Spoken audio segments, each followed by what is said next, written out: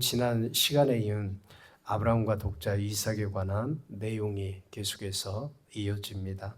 오늘 본문에서 우리에게 주신 교훈을 살펴보도록 하겠습니다. 첫 번째는 아브라함이 말씀을 순종할 때 약속을 이루어 주십니다. 아브라함이 하나님의 명령대로 독자 이삭을 번제로 드릴 때 하나님께서 아브라함에게 말씀하신 약속을 그대로 이루어 주신다는 말씀입니다. 오늘 본문을 보면요. 오늘 본문 17절과 18절에 보면 내가 내게 큰 복을 주고 내 씨가 크게 번성하여 하늘의 별과 같고 바닷가의 모래와 같게 하리니 내 씨가 그 대적의 성문을 차지하리라. 또 내 씨로 말미암아 천하 만민이 복을 받으리니 이는 내가 나의 말을 준행하였음이니라. 하나님께서 아브라함에게 복을 주고 자손을 번성케 하며 천하 만민의 복을 받는 그런 복의 근원으로 축복하신 은혜는 그냥 된 것이 아닙니다. 아브라함 속에 있는 믿음이 순종을 통해서 드러났기 때문이에요. 나의 말을 준행했다고 할 때 이 준행이라고 하는 단어는요, 히브리어로 쏴마, 즉 순종을 말하는 것입니다. 하나님께서 아브라함에게 갈대아 우르에서 떠나라고 명령하실 때 아브라함은요, 딴 마음을 갖지 않았어요. 하나님 말씀에 순종해서 그 말씀을 믿고 그냥 떠났습니다. 이삭을 번제로 드리라 할 때도 아브라함은 하나님의 말씀대로 순종했어요. 그 결과 약속을 받게 되었던 것이죠. 그래서 믿음은 순종으로 나타나는 것이고 입술로만 믿음을 외친다고 그게 믿음이 아니라고 하는 것입니다. 순종의 행함으로 나타나고 보여줄 수가 있어야 됩니다. 이것이 말씀에 대한 행함의 결과고 순종의 열매를 맺게 되는 것이죠. 신명기 1장 36절에 보면 오직 여분의 아들 갈렙은 온전히 여호와께 순종하였은즉 그는 그것을 볼 것이요 그가 밟을 땅을 내가 그와 그의 자손에게 주리라 하시고, 이스라엘 백성들 중에서 여호수아, 갈렙, 이 출애굽의 1세대들 중에서는 단 2명이 가나안 땅에 들어갔죠. 근데 이 갈렙이 그 약속의 땅을 들어갔던 이유, 그 기업을 받을 수 있었던 것은 다름 아닌 순종이었어요. 오직 하나님의 말씀에 대한 순종. 그 순종을 통해서 갈렙이 하나님께서 약속하신 땅을 기업으로 받게 된 것입니다. 그래서 우리가 하나님을 섬기고 하나님을 믿고 또 하나님의 자녀로 살아갈 때는 하나님의 말씀에 대한 온전한 순종이 있어야 됩니다. 그 순종을 통해서 하나님의 순종이라는 통로를 통해서 하나님은 복을 주시고 또 우리 삶 가운데서 기름진 은혜로 하나님은 축복하시는 거예요. 신명기 28장 2절과 3절에 보면 내가 내 하나님이 여호와의 말씀을 순종하면 이 모든 복이 내게 임하며 내게 미치리니 성읍에서도 복을 받고 들에서도 복을 받을 것이며, 하나님의 말씀에 순종하면 이 모든 복이 임한다. 그리고 성읍에서도 복을 받고 들에서도 복을 받는다. 성읍에서도 복을 받고 들에서도 복을 받는다. 이것은 삶 속에서 하나님께서 복을 주신다. 늘 하나님께서 함께해 주시고 복을 주신다. 이런 의미죠. 또 하나 여기서 말하는 순종이라는 단어, 이 쏴마는 순종이라고 하는 의미가 있지만 또 하나는 듣다, 경청하다 이런 의미가 있어요. 따라서 하나님의 말씀을 듣고 순종할 때에 하나님께서 복을 주시는 그런 의미가 있는 것이죠. 우리 육신의 부모의 말씀을 잘 경청하고 순종해도 복을 받아요. 하물며 만복의 근원 되신 하나님의 말씀에 순종해서 그분 말씀을 경청해서 그분 말씀을 듣고 또 순종하게 되면 하나님께서 우리의 삶을 형통하게 또 복을 주시는 은혜를 주십니다.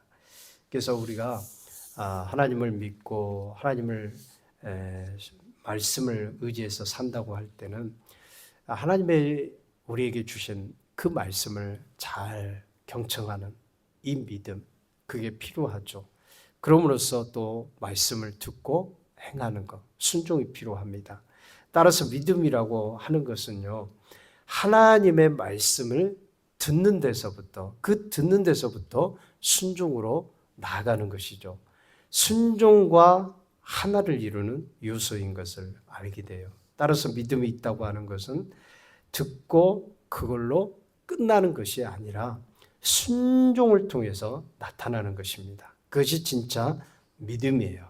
그래서 우리가 주님을 사랑한다면 말과 혀로만 사랑하는 것이 아니고 순종을 통해서 우리의 믿음을 하나님께 보여주는 것이 필요하죠. 또 하나는 하나님의 사랑의 마음을 보게 됩니다. 아브라함이 이삭을 드리는 모습을 통해서 하나님의 사랑을 볼 수가 있어요. 7절에 보면요, 이삭이 아버지 아브라함에게 내 아버지여 불과 나무는 있거냐 번제할 양은 어디 있나이까? 이 이삭의 질문에 아버지 아브라함은 아들아 번제할 어린 양은 하나님이 자기를 위하여 친히 준비하시리라. 저는 이 대목에서 이삭이 아버지 아브라함에게 불과 나무는 있거니와 어린 양은 어디 있나이까 할 때 아브라함은 아버지로서 어떠한 심정이었을까요?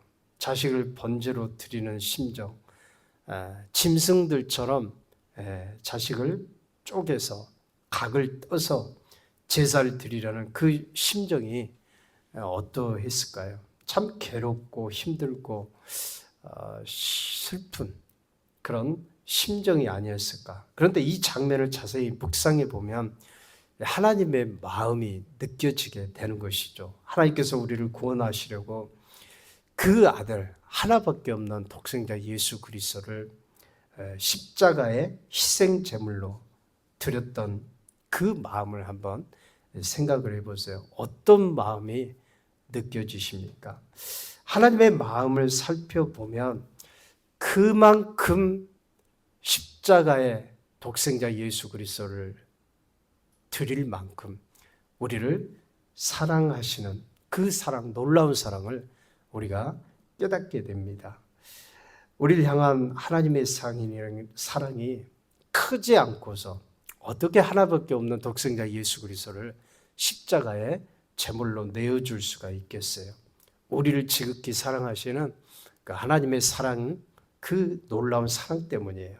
그래서 로마서 5장 8절에도 보면 우리가 아직 죄인 되었을 때 그리스도께서 우리를 위하여 죽으심으로 하나님께서 우리에게 대한 자기의 사랑을 확정하셨느니라.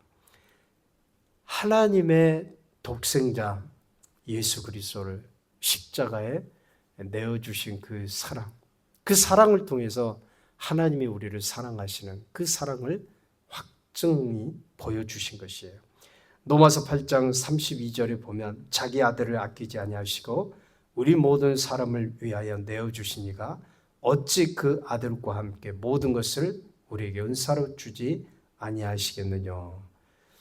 하나님께서 독생자 예수 그리스도를 내어주신 그 큰 사랑, 이 큰 사랑을 우리에게 보여주시고 또 나타내 주시고 내어주셨는데 우리를 사랑하신 그 사랑을 보면 얼마나 우리에게 큰 은사를 주지 아니하시겠냐고 이 반문하고 계십니다. 이런 하나님의 놀라운 사랑을 볼 때 하나님은 우리가 구할 때 좋은 것으로 채워주실 줄 믿습니다. 우리가 간구할 때 하나님은 내가 여기 있다. 하나님은 우리가 간구할 때 구할 때 하나님은 하나님께서 우리에게 원하시는 우리가 하나님의 뜻 안에서 구할 때 가장 좋은 것으로 하나님이 축복하실 줄 믿습니다. 그래서 우리가 늘 그분의 하나님의 은혜로 산다고 하는 것을 우리가 삶 속에서 깨달아야 되겠죠. 다만 한 가지 분명히 기억해야 될 것은 하나님은 우리를 위해서 이삭과 같이 준비하시되 순종을 통해서 하나님이 준비하신 예비된 복을 주시는 것입니다. 그러니까 순종해야 아브라함처럼 예비된 축복을 받게 된다고 하는 것입니다. 순종하기 어려운 것, 그것은 하나님께서 더 큰 축복을 하나님께서 우리에게 예비해 놓으셨다고 하는 것을 기억해야 돼요. 순종하기 어려운 것일수록 하나님은 우리에게 예비된 그 축복의 은혜를 하나님은 더 은혜 가운데 우리에게 부어주신다고 하는 것입니다.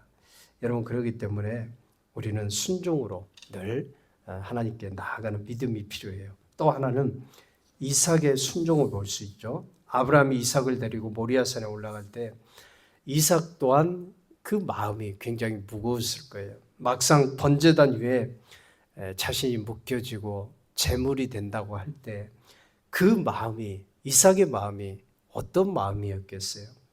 아버지, 세상에 이럴 수가 있어? 아니, 잡을 게 없어서 어떻게 아들을 이렇게 번제단에 묶여놓고 잡으려고 하는지, 그 이삭의 마음이 아마 한편으로는 굉장히 무거울 수도 있었을 것입니다. 하나님이 어찌 이럴 수가 있나, 뭐 그런 생각도 들 수도 있는 그런 상황이 아니겠어요? 그러나 이삭은요, 그 상황에서도 순종합니다. 9절로 10절에 보면 하나님이 그에게 일러주신 곳에 이른지라, 이에 아브라함이 그곳에 제단을 쌓고 나무를 버려놓고 그의 아들 이삭을 결박하여 제단 나무 위에 놓고 손을 내밀어 칼을 잡고 그 아들을 잡으려 하니, 이삭이 번제단에 묶여 희생자멸이 되었는데도 이삭은요, 아버지 앞에서 도망치거나 또 강하게 저항하지 않았어요. 그대로 희생양처럼 순종합니다. 이 모습은 예수님께서 십자가의 죽음을 예표한다고 볼 수가 있어요. 예수님께서 십자가에 자신의 생명을 드릴 때도 그냥 순종했어요. 채찍과 또 사람들의 비난, 조롱이 얼마나 많았습니까? 그럼에도 불구하고 그 모든 비난과 조롱을 다 이겨냈어요. 그 순종을 통해서 인류가 구원을 받고 또한 제사함의 은혜도 있게 되었던 것이죠. 이삭의 순종은 바로 축복이었습니다. 믿음의 조상의 계보를 잇는 사람이 된 것이에요. 여러분, 우리도 하나님께 순종하면 하나님께서 믿음의 감으로 축복하실 줄 믿습니다.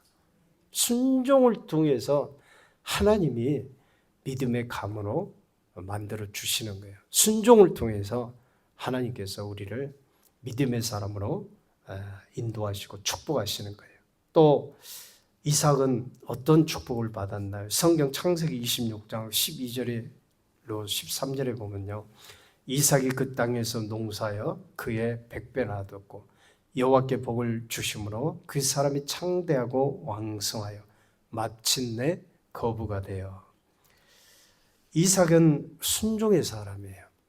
순종할 때 하나님은 그의 삶 가운데서 동행하셨고 그가 하는 일에 하나님은 복을 주신 것입니다. 그래서 이삭은 여호와께 복을 받았고 그 사람이 창대하고 왕성하여 마침내 거부가 되었다. 이렇게 말씀이 기록이 되어 있어요. 사랑하는 여러분, 순종은 이렇게 자녀까지 또 그 후손까지 순종하면 내 믿음이 자녀들까지 이어지게 돼요. 부모가 신앙생활하면서 순종을 보여줄 때, 아브라함이 순종을 통해서 하나님께 순종할 때 이삭이 순종한 것처럼 내가 순종하면, 하나님 말씀에 순종해서 살면 자녀들도 그 순종의 믿음을 보는 것입니다. 그리고 그 자녀들도 하나님께 순종해서 자라게 되는 것이고, 순종할 때 하나님께서 이삭과 같이 동행하시고 축복하듯이 하나님이 그 순종을 통해서 자녀들에게도 하나님이 축복을 하시고 그 축복이 자녀들에게 계속 이어지게 되는 것입니다. 여러분, 순종하면 우리 자녀들도 믿음의 자녀가 되고 하나님께서 복을 받는 자녀가 될 줄 믿습니다. 그래서 성경은 순종이 복의 비결이라고 말씀합니다. 순종이 하나님께 사랑받는 비결이에요. 어찌하든지 우리가 신앙생활 하면서 순종하려고 했어야 돼요. 순종하려고. 내 마음과 내 인간의 어떤 감정에 우리가 지배를 받으면 하나님의 말씀을 거역할 수가 있습니다. 그런데 하나님의 말씀에 불순종하는 것은 축복을 가로막는 거예요.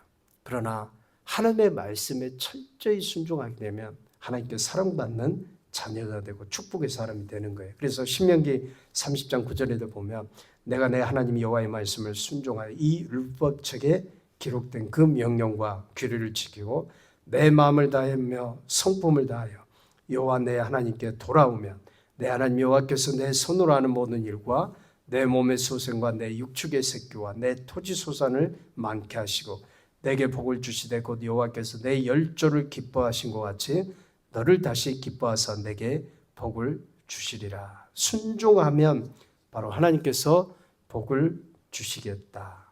신약 시대도 마찬가지입니다. 우리가 불순종해서 살기 때문에 하나님의 뜻이 나를 통해서 이루어지지 않는 것이죠. 순종하면 하나님의 뜻도 나를 통해서 이루어지고 내가 축복의 통로가 되며 살 수 있는 것입니다. 그래서 여러분 우리가 늘 하나님 말씀 앞에 순종해서 여러분의 삶이 정말 기름진 인생으로 하나님께 사랑받는 인생으로 또 하나님께서 신령한 은혜로 함께 하시는 그런 축복의 성도들이 될 수 있기를 주의 이름으로 축원드립니다. 기도하겠습니다. 하나님